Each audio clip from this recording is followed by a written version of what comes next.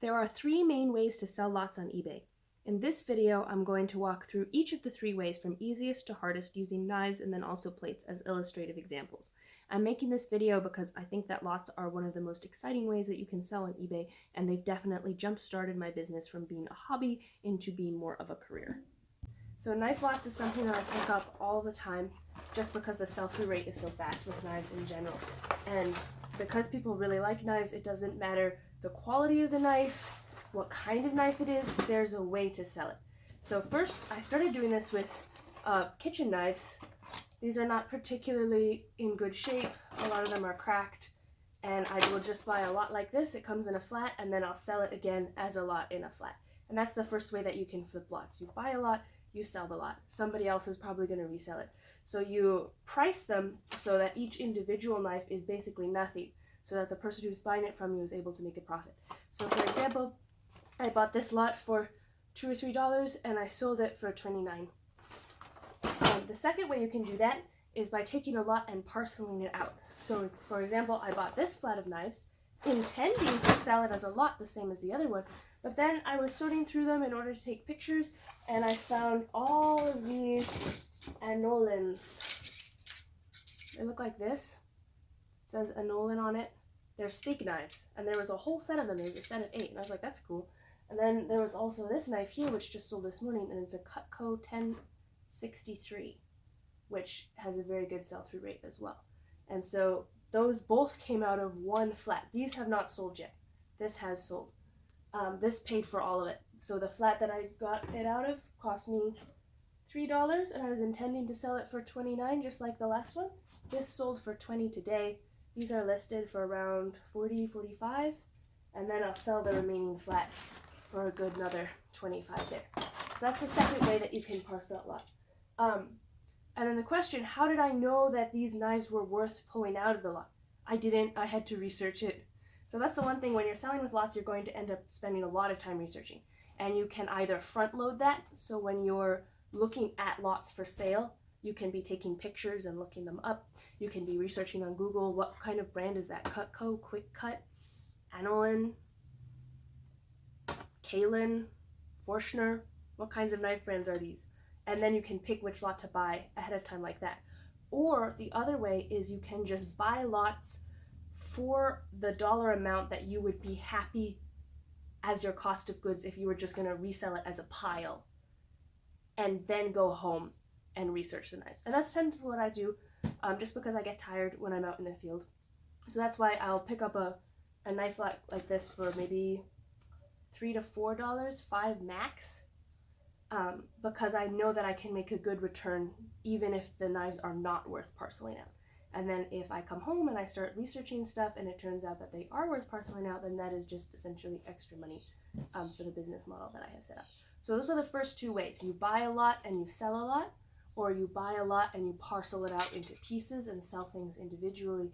And then the third way I'm going to show you in a little bit here with plates.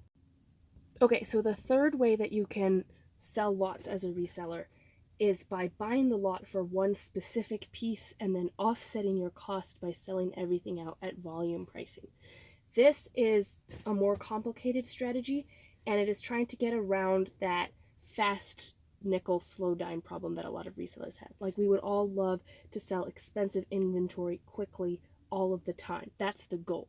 But for a lot of us, sourcing can be difficult, and so then you have to figure out what kind of compromise you're going to make.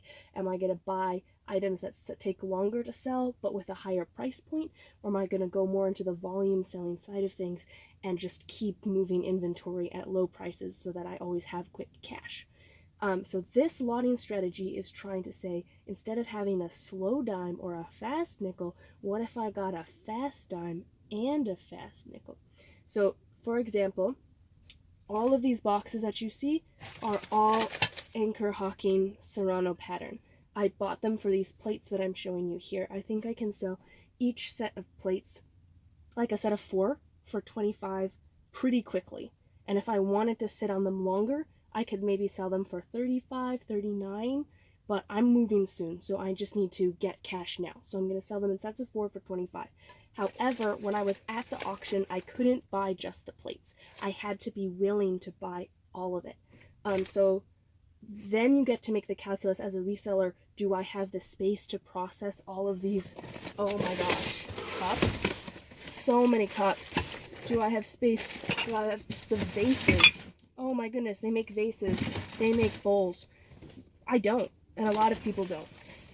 So how am I going to swing that? So what I'm going to do is I'm going to price these plates in order to make my money. And then I'm going to price these cups and these vases at essentially clearance level prices just to move the inventory, get it out of my space. And that's actually going to pay for my cost of goods for the thing that I want. So I spent $30 for the entire lot. There are maybe 20 plates here, so I can sell them in 5 lots of 4. So if I make 25 off of each of those lots, I'm looking at 100. So 30 into 100, that's pretty good. But I'm pretty sure that I can offset that 30 by selling all of the cups and vases and bowls and berry bowls and little saucers. I'm pretty sure I could get 30 for that, even if it was clearance. In fact, while I was putting all of these in boxes at the auction house, a collector came over to me and she was like, oh, you know, I really like the Serrano pattern. I really like the green look of these. And I was like, take of what you want. And so she bought the butter dish that came with this and the cream and sugar set and one of the smaller vases for $15. So now my cost of goods for the whole thing went down from $30 to $15. So I only need to sell the stuff I don't want for $15 in order to completely eliminate my cost of goods. I will probably sell it for more than that, which makes my profit go higher. So it's a little bit more complicated, but it's definitely worth doing. One way that I see people doing this a lot with is linens. It's the same concept. You buy a whole ton of linens in order to get the organdy tablecloth, which you price high. And then everything else you're essentially selling for like $5 or $10 just to remove your cost of goods and get it out of your house. Okay, so to recap, 3 ways of selling in lots. You buy a lot, you sell a lot. You buy a lot, you parcel it out. You buy a lot for one thing, which is going to be your moneymaker, and then you warehouse clearance everything else. Hope you enjoyed, and go make some money. Update on the plates before I go to bed. I just sold the last batch of 4 today. It ended up being 7 batches of 4, and each sold for an average price of $27. I sold 1 set of salt and pepper shakers for $18 and another set for $21. I sold 2 sets of bowls for $35. So that makes the total amount of revenue at $289 so far and counting. There's lots of cups left and bowls left. So if we take my original cost of goods of $30 and take that off of the revenue plus the cost of labor because I have a shipping employee and the price that it takes to list, I've still made $200+ of profit so far through this lot strategy, and it's still selling. So 3 ways to sell lots. Lots are my favorite. I need to go to sleep now.